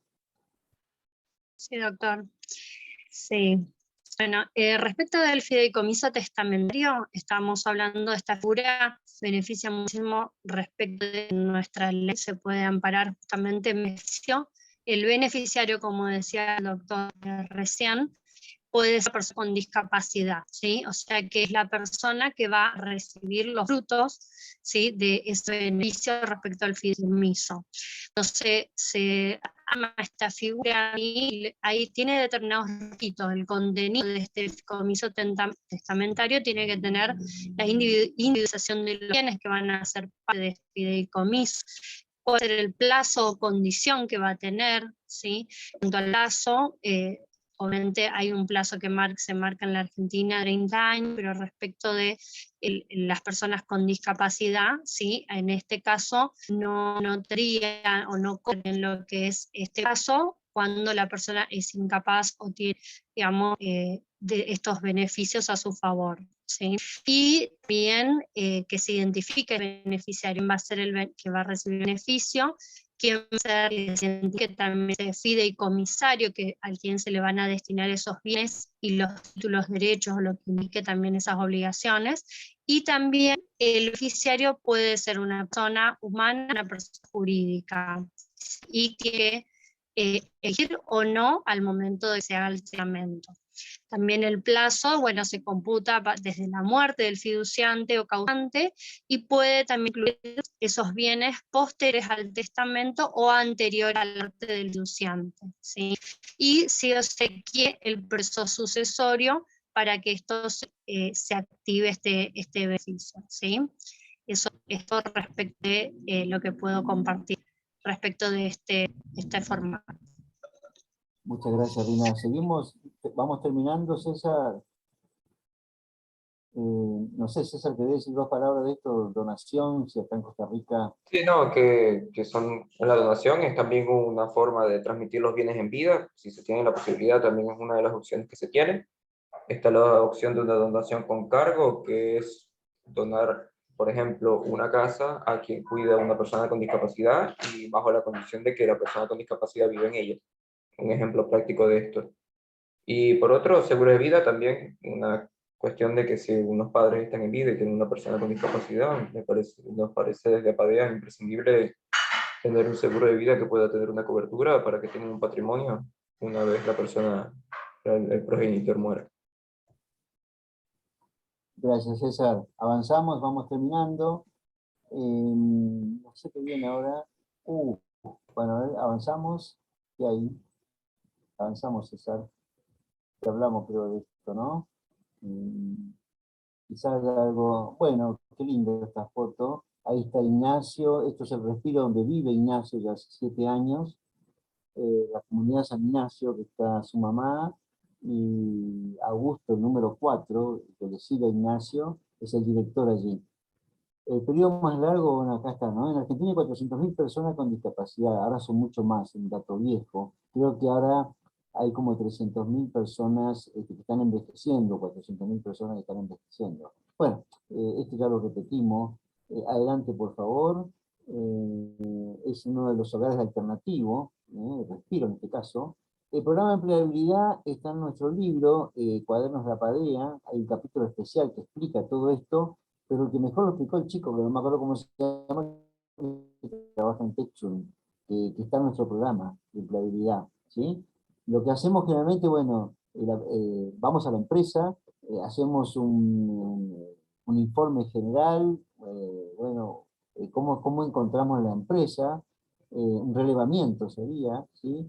Un informe de ajuste razonable de acuerdo a la convención, que las cosas se pueden cambiar, las capacitaciones, vamos a recursos humanos, hacemos el proceso de selección, esto hicimos con todas las empresas acá en Argentina, y los servicios, ¿sí? Y en qué casos hay más apoyo, en qué casos no hay tanto apoyo. Por ejemplo, en SAP, una empresa importante, una empresa líder mundial de alta calidad de software complejo para empresas, bueno, se aportaron jóvenes y muchachos y muchachas, y la verdad que han dado un resultado espectacular. Pero todo esto está en el libro, es un capítulo. Finalmente, quería dejar así cosas sueltas para otra charla, en todo caso, si nos invita Socorro, si, bueno, si podemos conversar.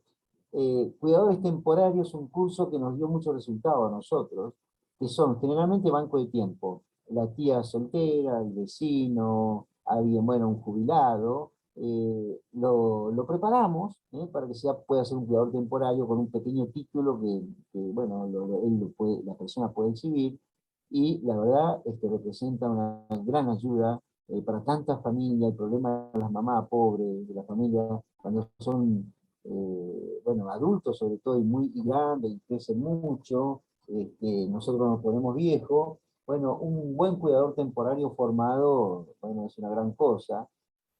También colaboramos en la cuestión cómo pasamos las fiestas de fin de año a las personas más adultas, básicamente, cómo sostenemos. Hoy no hay tiempo para explicar todo esto. Y un tema es que colaboramos en el Parlamento con las leyes sobre pirotecnia. Y bueno, ¿qué es lo que pensamos para nuestros adultos, ¿no es cierto? Y cómo cae la pirotecnia. Lo que nos dimos cuenta que hay simplemente un sondeo de cosas muy positivas, las actividades artísticas de recreación, más adultos se hacen nuestros hijos, mejor son las actividades artísticas, y mucha recreación es lo que mejor les sienta, sobre todo natación, ¿no? Y distensión, paseos, ¿sí? Bueno, eso hay que armarlo. Mi hijo Augusto, el director, es lo que hace con Ignacio, por ejemplo, pese al trastorno de la marcha, las actividades artísticas de recreación lo han hecho muy bien. Bueno, todo lo que es historia social es lo mismo, la comunicación. Ojo acá con este tema, que hoy está de moda, el uso responsable de pantalla. Es impresionante, nada más que en lo neurotípico. Esto que nos costó en la Argentina, por ejemplo, la pandemia, intervino hasta el presidente de la República, para que nosotros consigamos el paseo sensorial, 1 hora por día. Si no, los chicos, las personas con autismo y los adultos caminaban por la pared. Bueno, son todos temas, yo estoy tirando títulos nada más, pero para ser serio habría que explicarlo mucho mejor a todo esto. La actividad de la vida diaria. No sé si tal lo de Nacho quería mostrar para que lo vean. Bueno, el progreso que ha tenido Ignacio dura 10 segundos. Esto fue el último la semana pasada, que me lo dio Claudia, la mamá.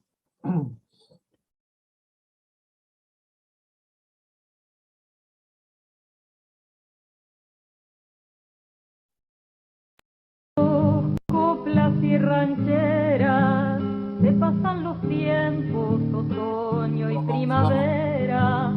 Seguimos bailando esta historia juntitos, tararea bajito este bailecito. Seguimos bailando esta historia juntitos, tararea bajito este bailecito. No te lastimes, que me duele verte. Deja que te mime y te abrace fuerte. Tú me has enseñado a querer sin medida, a luchar sin tregua por toda la vida. Tú me has enseñado a querer sin medida, a luchar sin tregua por toda la vida.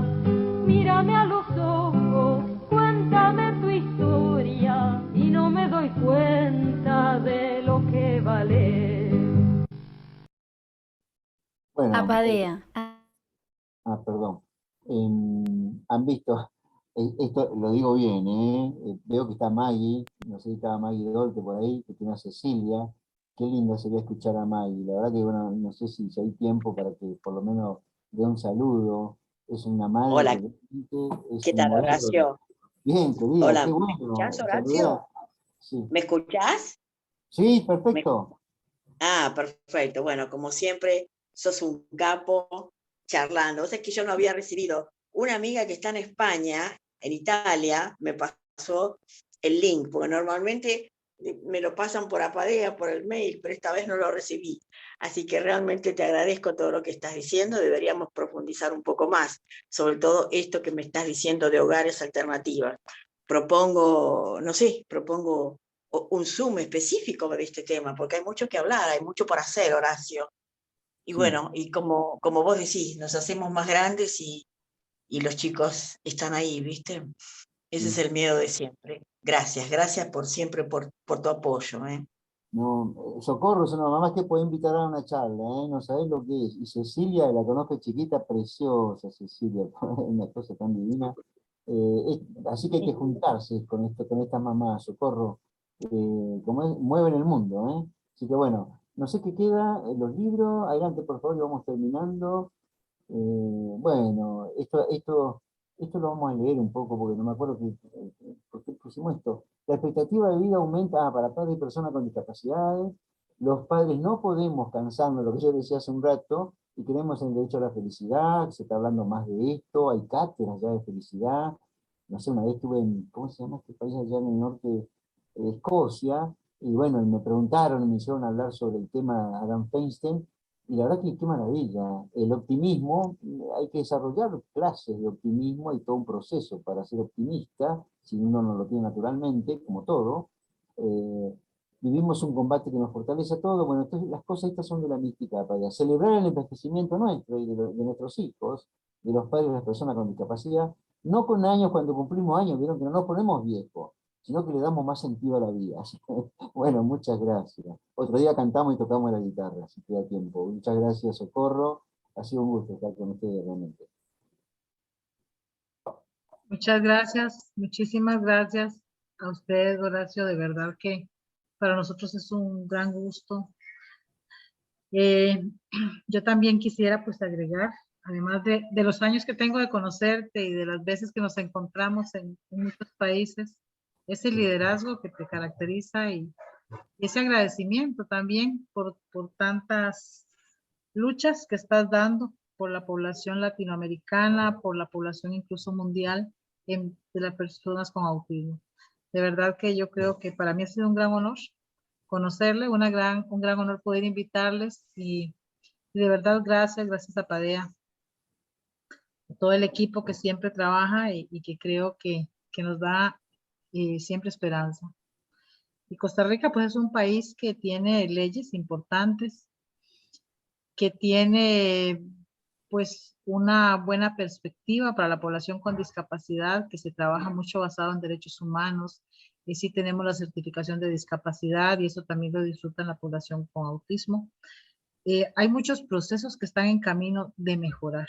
Yo creo que nosotros vamos caminando bien. Siempre hay cosas que uno desea que sean mejores, siempre hay cosas que de repente nos sorprenden y a veces nos decepcionan, pero bueno, estamos caminando y la gente joven que va hacia arriba, que va hacia adelante, pues también es la que seguirá aportando su energía, su fuerza para que todo mejore cada vez más. Cuando uno vuelve años atrás, Y yo pienso cuando, igual que te veo, cuando uno es papá de un niño, en aquellos entonces, cuando no había información, no había internet, no habían tantas cosas, y para ir a un congreso tendríamos que pagar con nuestros propios recursos para llegar a tener un poco de información, para de alguna forma traer esa información o hacer el contacto para nuestros países y tratar de que llegara a nuestros países una condición mejor, que llegaran orientaciones, profesionales que nos vinieran a señalar un poco mejor el camino y hacer incidencia en nuestros países en bien de la población.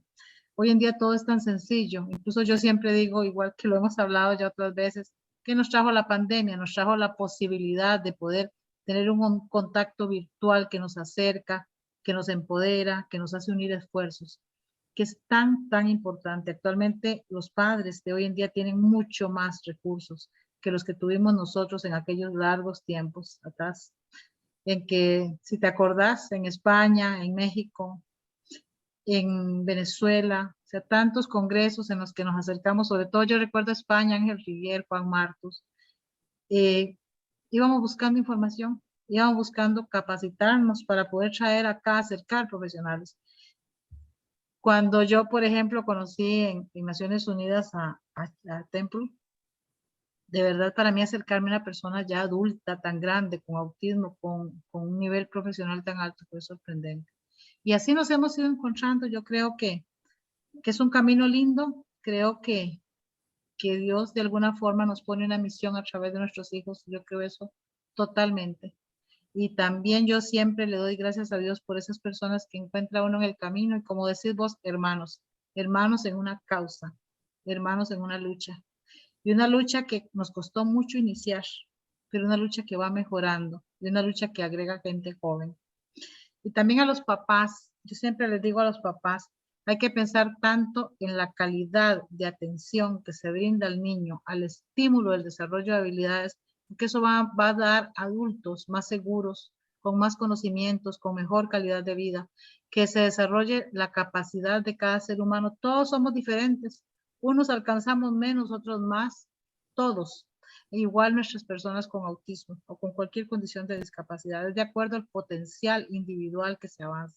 Pero hay que llegar en nuestros hijos a desarrollar ese potencial. Hay que darles las herramientas y los apoyos que ellos requieren para ser adultos más seguros, con mejor calidad de vida, para desarrollar sus capacidades. Entonces, yo siempre le digo a los papás, ustedes hoy en día tienen lo que nosotros no tuvimos. Nuestros hijos no tuvieron los apoyos que hay hoy en día. Y por supuesto que había personas y existen personas que sí desarrollaron sus capacidades porque, bueno, muchas circunstancias les favorecieron, ¿verdad? No siempre fueron las mejores, las personas de zonas más alejadas, las personas con condiciones económicas más difíciles, donde la inclusión no existía para nada. Bueno, en este momento yo creo que la inclusión aún es un proceso que se está dando, no, todavía no tanto como quisiéramos que fuera, pero bueno, en aquellos entonces no. Así que a los padres de familia que están empezando, que tienen mucho mejores posibilidades, que hay que poner amor y dedicación, que para que los adultos sean personas seguras, con calidad de vida, con el desarrollo de sus capacidades, requieren de equipos de trabajo unidos entre las familias y los centros educativos.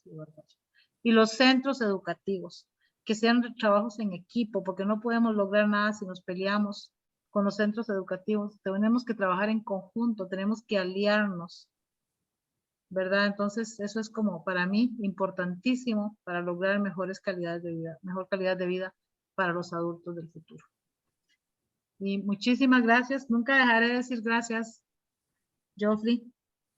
Nunca dejaré de decir gracias porque de alguna forma pudimos unir un poquito esfuerzos y avanzar. Bueno, Gracias a todos los participantes. No sé si algún papá quiere decir algo para cerrar. López, no sé. Preguntas. Bueno, aquí hay, voy a ver si en el chat. Profe. Sí. Antes que nada, quería aprovechar, voy a robar un minutito del tiempo para agradecer a Socorro. Como bien dijo ella, bueno, por supuesto, Joffre, vos sabés el amor que te tiene mi familia y todo lo que nosotros sentimos por vos, Joffre. Quería aprovechar para agradecer por el espacio. Como bien dijo Socorro, dentro del terror que vivíamos en los tiempos de la pandemia, que ahora, gracias a Dios, parece tan lejano, ¿no? Y de a poquito vamos superando. Si hubo algo bueno, y te lo debemos al trabajo de Apadea, te lo debemos a vos, Jofre, que con el corazón en la mano hiciste de que todos podamos compartir, empoderarnos, intercambiar y generar este lugar, este espacio, que voy a ser autorreferencial, pero para mi familia, para mí, para mi esposa, es importantísimo porque en este lugar pasan cosas maravillosas, que nosotros podamos mirarnos a la cara con Socorro, con todas estas familias de todo el mundo, es un milagro, Jofre.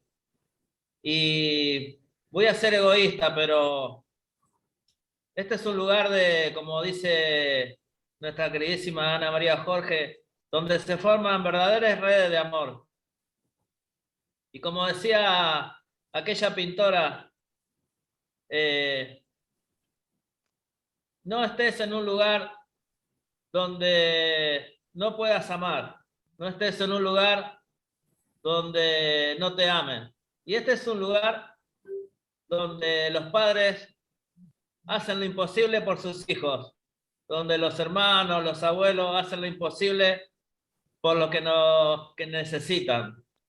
Y yo creo que más que nunca tenemos que dedicar nuestro tiempo, nuestro compromiso y nuestro agradecimiento a las personas como Socorro, que más allá de ser una mujer hermosísima, es un alma bella. Y para mí la verdad que es un cariño al alma todo lo que vos hacés, Jofre, y contar con la presencia de Socorro y de todas las personas, agradecerle a todas las personas que han compartido esta noche acá para nosotros en Buenos Aires.